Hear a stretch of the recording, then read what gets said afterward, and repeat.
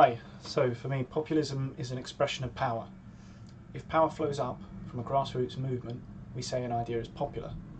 But if it flows down because a person in power has taken possession of an idea in order to consolidate or gain more power, that's populism. So populism isn't merely the popular, it's an action. It's the powerful taking possession of a popular idea and using it for their own personal political gain. They make a popular idea a populist idea by using it to win votes. So the question becomes, how do you tell whether someone is using an idea or genuinely believes in it? And that's a value judgment made about the person who is owning the idea.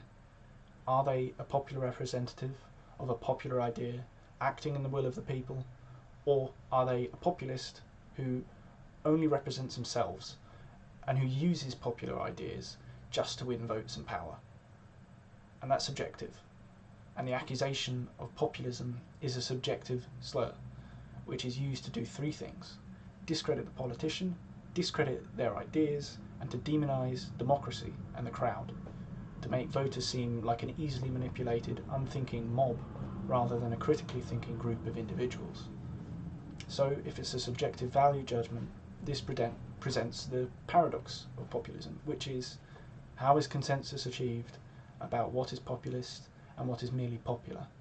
It's a paradox to have the mob vote and decide who is and isn't a populist, because, according to populism, the mob can't think for itself.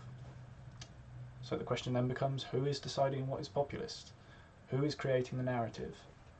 And that depends on what media you consume and what social strata you fit into. It points to an issue with social mobility and socio-economic and racial divides in secular democracies.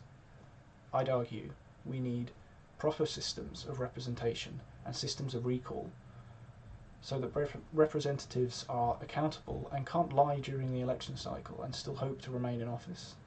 I'd also argue that doing this would make populism less common and would make calling people populist less common, because we'd have more trust that they had faith in what they were saying. And that's a good thing, because as I said, populism doesn't merely harm the politician, it's used to discredit the principles they supposedly stand for, and also discredit democracy itself. So to me, populism is a problem to be solved, and the first step to solving it is to have a proper system of accountability that would ensure representative democracy could not be so easily exploited during election cycles. Thanks for watching.